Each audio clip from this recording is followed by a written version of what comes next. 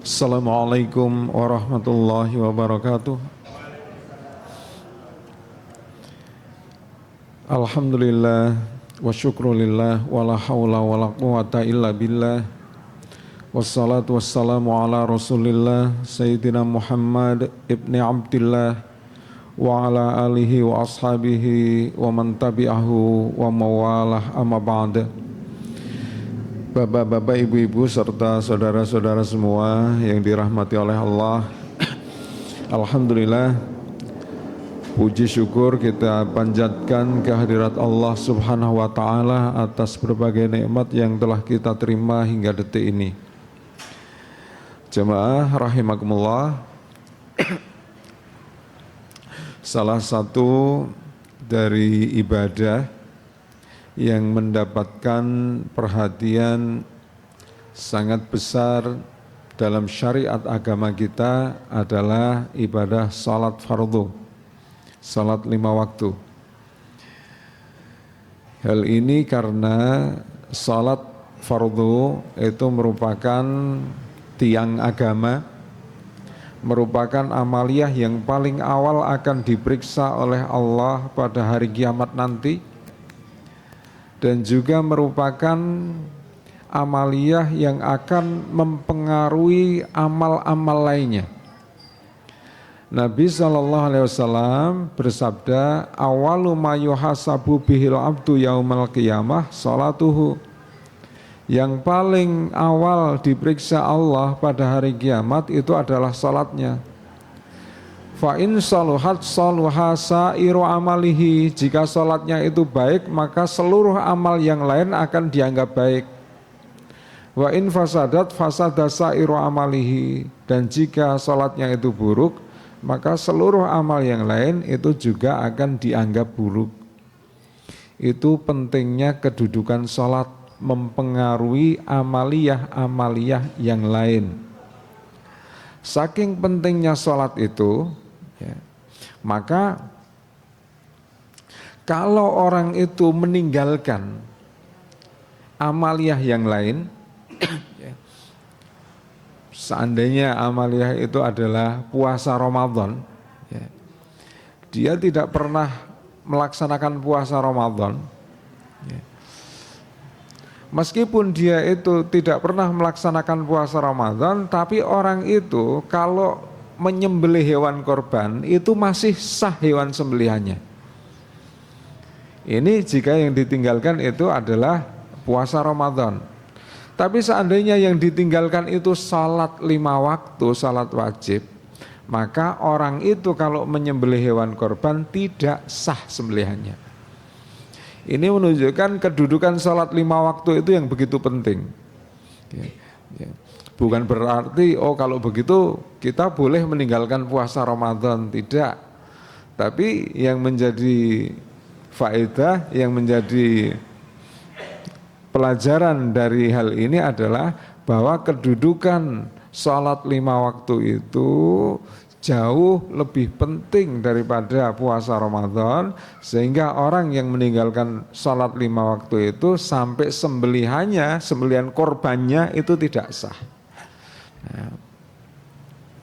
Nah Bapak Ibu, ya, Nabi SAW itu juga memerintahkan sallu kama ra'aitumuni usolli. Salatlah kalian sebagaimana kalian itu melihatku melaksanakan salat. Kadang-kadang kita itu merasa telah cukup dengan memahami hal-hal yang bersifat global, yang bersifat permukaan dari salat. Salat maghrib 3 rakaat, isya 4 rakaat, dan seterusnya, subuh 2 rakaat.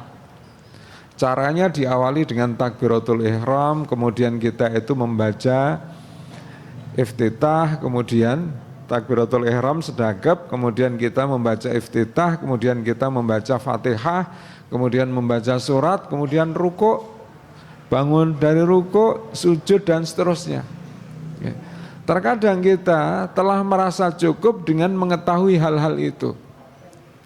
Padahal dalam masalah salat ini, itu yang ditunjukkan oleh Nabi Shallallahu Alaihi Wasallam kepada umatnya bukan hanya dalam masalah-masalah global, bahkan dalam masalah-masalah yang sifatnya rinci itu Nabi itu juga menunjukkannya. Misalnya begini, kalau kita itu takbiratul ihram, maka tangan itu saat kita angkat itu harus semuanya menghadap ke arah kiblat. Kemudian jari-jari tangan maupun jari-jari kaki ketika kita itu sujud, maka semuanya itu harus menghadap ke arah kiblat. Kalau misalnya kita itu duduk tasyahud misalnya, maka jari-jari kaki itu pun juga harus menghadap ke arah kiblat. Nah, ini adalah hal yang bersifat rinci. Dan hal yang bersifat rinci ini diriwayatkan oleh para imam ahli hadis. Artinya ada banyak hadis mengenai sifat-sifat sholat itu yang diriwayatkan oleh imam ahli hadis. Hal ini menunjukkan bahwa gerakan-gerakan sholat itu penting hingga dalam hal-hal yang bersifat rinci. Buktinya itu semua diriwayatkan oleh imam ahli hadis. Dengan demikian ketika Nabi itu bersabda, "Shallu kama ra'aitumuni usolli," salatlah kalian sebagaimana kalian itu melihatku melaksanakan salat, itu artinya kita harus salat itu sebagaimana yang dicontohkan oleh Nabi, dari hal-hal yang bersifat global sampai ke hal-hal yang bersifat rinci. Gitu. Jadi tidak cukup kita yang penting sujud, yang penting duduk tasyahud, ya, itu tidak cukup. Melainkan kita harus berupaya untuk memahami bagaimana tata cara sholat Nabi itu ketika sujud. Ya, kadang-kadang yang penting sujud tapi orang itu mengabaikan sehingga tangannya itu diletakkan di tempat sujud, sikunya diletakkan di tempat sujud. Padahal yang seperti ini merupakan satu larangan. Nah, kadang-kadang kalau kita itu hanya memperhatikan hal-hal yang bersifat global, maka ketika sholat itu ketika sujud yang penting kita sujud. Karena kita tidak memperhatikan hal-hal yang bersifat rinci, maka seringkali ketika sujud itu kita melakukan kesalahan-kesalahan di dalam sujud. Misalnya jari tangan tidak menghadap ke arah kiblat. Kemudian siku tidak dijauhkan dari lambung. Kemudian siku misalnya malah diletakkan di tempat sujud, di tempat salat. Yang seperti ini jelas menyalahi petunjuk Nabi Shallallahu Alaihi Wasallam. Dengan demikian, maka ketika Nabi itu memerintahkan kepada kita, salatlah kalian sebagaimana kalian melihatku melaksanakan salat, itu artinya adalah kita itu diperintahkan untuk melaksanakan salat sebagaimana tata cara salatnya Nabi, baik yang bersifat global hingga hal-hal yang bersifat rinci. Nah, Bapak Ibu, ya. Baik. Terkait dengan ini, ya, saya ambil satu contoh saja, ya. Ini masalah salat jamaah. Ini juga merupakan hal yang kurang diperhatikan oleh makmum. Yang penting ikut jamaah. Padahal ketika seseorang itu mengikuti imam, menjadi makmum dalam salat jamaah, maka ada aturan khusus bagi makmum terkait dengan salat jamaah itu. Bagaimana aturannya? Nabi itu bersabda, "Innama ju'ilal imamu liyutamma bih." Sesungguhnya imam itu dijadikan untuk diikuti. Idza kabbara fakabbiru. Jika imam itu bertakbir, maka bertakbirlah kalian makmum. Baik itu takbiratul ihram. Takbiratul ihram berarti takbir yang pertama, ya. Saya tanya, takbiratul ihram dalam salat itu ada berapa kali? Adik, anak-anak, takbiratul ihram dalam salat itu ada berapa kali? Dihitung. Ayo, kalau bener nanti saya kasih hadiah gelang karet. Berapa kali? Ibu tahu? Berapa kali ibu takbiratul ihram? 4. Ada yang 1. Takbiratul ihram itu adalah takbir yang pertama. Takbir yang mengharamkan gerakan-gerakan di luar salat setelah kita itu bertakbir. Ya, itu disebut takbiratul ihram. Kalau begitu maka takbiratul ihram dalam salat itu hanya 1 kali. Nah kemudian ya, selain itu takbir-takbir itu disebut apa? Itu namanya takbir intiqal, takbir transisi, takbir perpindahan dari rukun ke rukun. Ini hukumnya juga beda. Kalau takbiratul ihram itu rukun salat. Tapi kalau takbir intiqal itu hukumnya bukan rukun salat, melainkan wajib salat. Nah, apa bedanya rukun dan wajib? Kalau rukun itu jika tidak dikerjakan, salatnya tidak sah. Kalau wajib tidak dikerjakan, salatnya sah tapi harus diganti sujud sahwi. Ini bedanya. Baik, saya lanjutkan hadis tadi ya. Jika imam bertakbir, maka bertakbirlah wala tukabbiru hatta yukabbira. Dan janganlah kalian itu bertakbir sampai imam itu bertakbir. Kemudian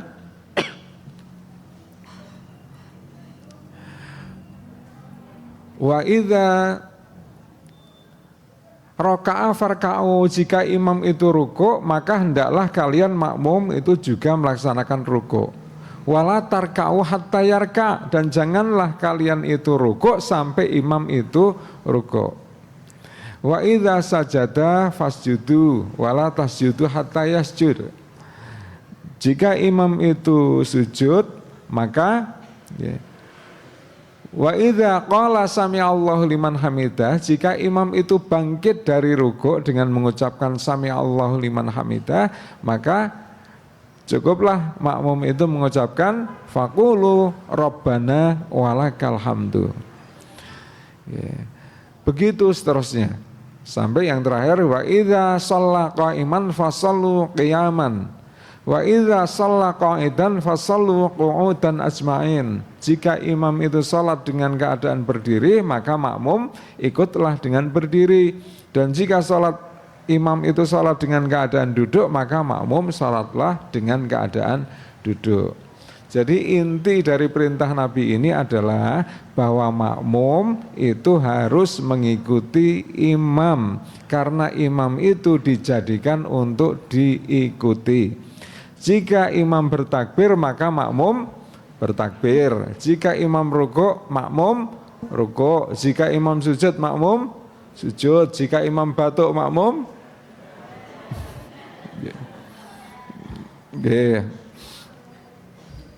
Nah, jika imam keliru makmum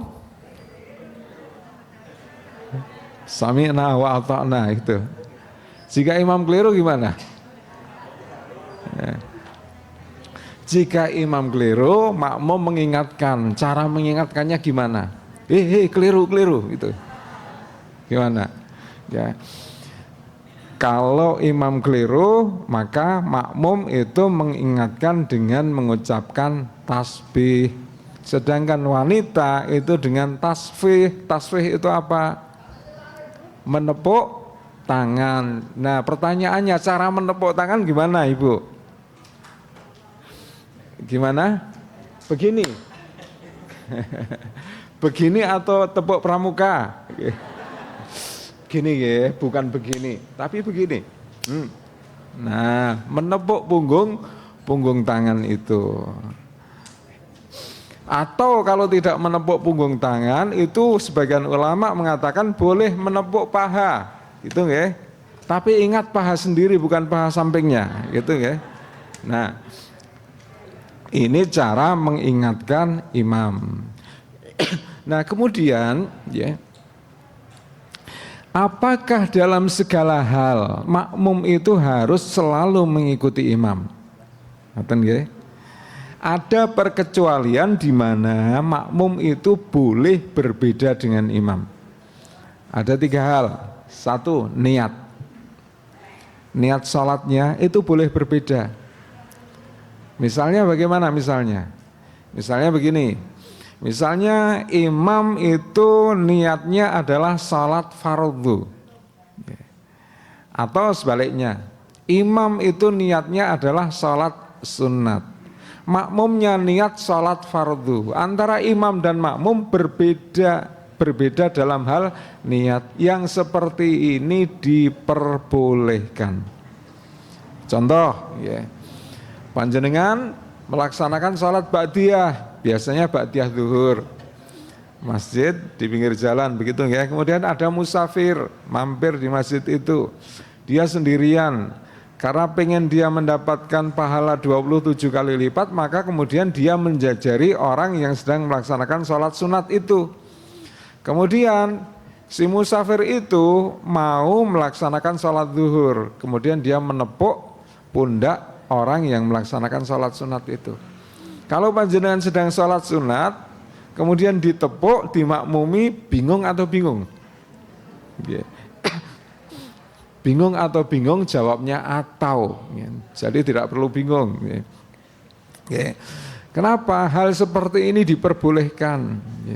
Jadi panjenengan melaksanakan salat itu 2 rakaat, kemudian sebagai salat sunat, kemudian makmumnya yang melaksanakan salat zuhur itu tetap melaksanakan salat zuhur 4 rakaat dan itu salat wajib. Yang seperti ini diperbolehkan. Imam dan makmum boleh berbeda dalam hal niat. Kemudian yang kedua, antara imam dan makmum itu juga boleh berbeda dalam hal gerakan sholat yang bersifat rinci, itu boleh berbeda. Atau dengan kata lain, boleh berbeda dalam sifat salat. Misalnya begini, kalau imam, salat maghrib misalnya, ketika at-tahiyat akhir, imam itu duduk dengan cara apa, Bapak Ibu? Ada 2 cara duduk at-tahiyat, duduk tasyahud. Yang pertama itu disebut tasyahud awal, itu cara duduknya disebut dengan cara duduk iftirash. Kemudian cara duduk yang kedua, cara duduk tasyahud akhir, ketika kaki kiri itu tidak diduduki, melainkan kaki kiri itu diselipkan di bawah kaki kanan, itu namanya duduk tawarruk. Ketika imam salat maghrib itu duduk at-tahiyat akhir dengan cara tawarruk, maka makmum yang terlambat itu duduknya dengan tawarruk atau iftirash? Dengan iftirash. Baik, kalau panjenengan menjawab iftirash, maka saat makmum itu duduk at-tahiyat dengan cara iftirash, berarti dia itu berbeda dengan cara duduknya imam. Katanya innama ju'ilal imamu liyu'tamma bih, sesungguhnya imam itu dijadikan untuk diikuti. Lantas kalau makmumnya berbeda dengan imam dalam masalah seperti ini, boleh atau tidak? Jawabnya boleh. Kenapa kok boleh? Asal si makmum itu masih mengikuti gerakan atau rukun imam yang berupa tasyahud. Imamnya tasyahud, makmumnya tasyahud. Asal si makmum itu mengikuti gerakan imam, itu sudah sah. Soal sifat atau rincian gerakan itu berbeda antara imam dan makmum, itu tidak masalah. Contoh yang lain, biar lebih jelas. Ketika bangkit dari rukuk, itu namanya iktidal, Bangkit dari rukuk, iktidal itu kan ada yang bersedekap, Ketika bangkit dari rukuk, sami Allah liman hamidah, itu kan ada yang bersedekap. Tapi ada yang irsal. Irsal itu tangannya dijulurkan, tidak bersedekap begini. Ketika imam itu bangkit dari ruku dengan cara bersedekap, apakah si makmum itu harus mengikuti dengan cara bersedekap seperti ini? Jawabnya tidak. Makmum itu boleh berbeda dengan imamnya. Boleh berbeda dengan imamnya, si makmum tidak bersedekap meskipun si imam itu bersedekap. Nah, ini menunjukkan bolehnya makmum itu tidak harus persis menyamai imam, mengikuti imam dalam hal sifat-sifat gerakan salat. Termasuk misalnya begini, ketika imam tasyahud mengacungkan telunjuk dengan cara menggerak-gerakkan begini, namanya tahrik. Apakah si makmum juga harus tahrik? Tidak harus.